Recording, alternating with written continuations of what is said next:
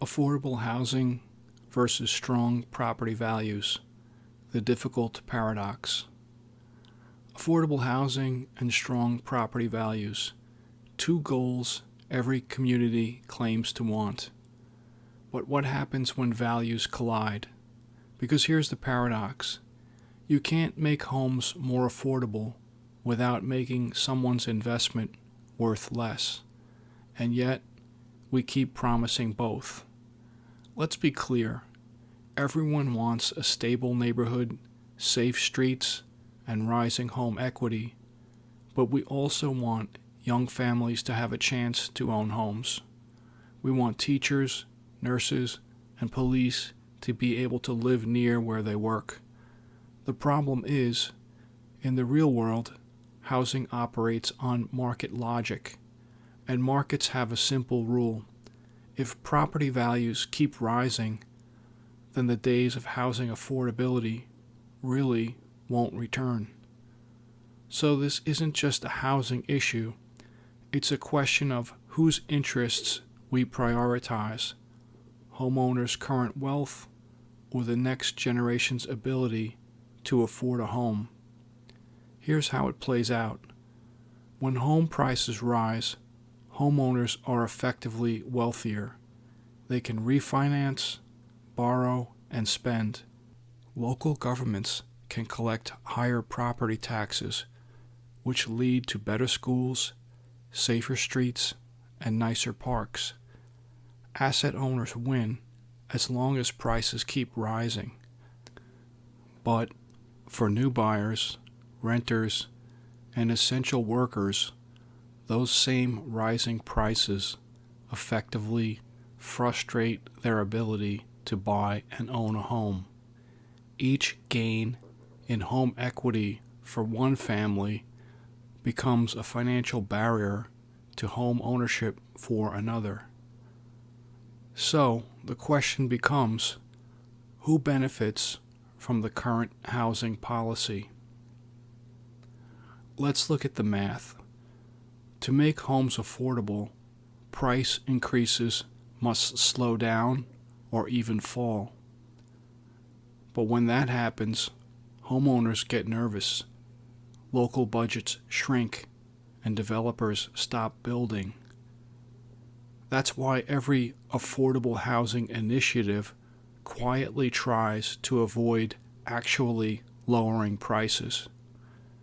Instead, it shifts costs around. Subsidies help some buyers afford down payments, but sellers just raise prices to capture that subsidy. Tax credits reduce what you pay the government, but not what you pay the seller. All this shuffling of money and homes are still unaffordable. A policy can sound like it's geared for affordability, but in reality, it preserves the property value system underneath. In other words, we are subsidizing the symptom while protecting the mechanism that caused it. Behind every data point, there's a person. There's a teacher commuting over an hour each way to work. There's a young couple saving for a down payment that rises faster than their income. And there's also the retiree whose home value doubled, but now pays double in school taxes too.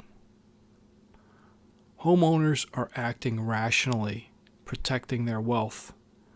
Politicians are acting rationally, serving the voters with power. But the system produces an impossible contradiction. Housing gets more expensive every year, while politicians promise to make it affordable. You can't restrict supply and expect lower prices. You can't protect home values and create affordability. The policies reveal the choice. Homeowner wealth wins. Affordability loses. So what's the path forward?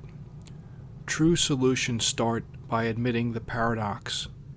If we want affordable housing, we have to accept that some property values will stabilize and not always keep climbing.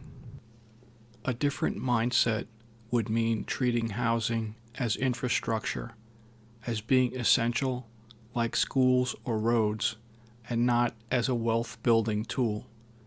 Cities that succeed focus on supply and urban planning that prioritizes people over property values. They focus on zoning reform that allows greater housing density and mixed income neighborhoods. They focus on incentives for residents and penalties for speculators. But it's slower and harder to do than subsidies. It means standing up to existing homeowners and real estate money, but it's the only thing that actually works. So let's connect the dots. Housing policy restricts supply. Zoning blocks the development of apartments. Permitting for new developments takes years, and projects die waiting to get a permit. Parking requirements for new apartments add millions in costs. Almost nothing gets built. Without enough supply to meet demand, prices rise. They have to. There aren't enough homes. It's key that rising prices make homeowners wealthier. It results in increasing their net worth. Older generations know their retirement depends on it. It must be emphasized that homeowners possess and wield significant political power. They make sure to vote, they make political donations, they show up to zoning meetings. They will ruin any politician whose policies threaten their home value. In turn, politicians protect homeowners. They maintain zoning restrictions. They talk about affordable housing while not taking the steps that would actually lower prices. And so the cycle continues. This isn't dysfunction.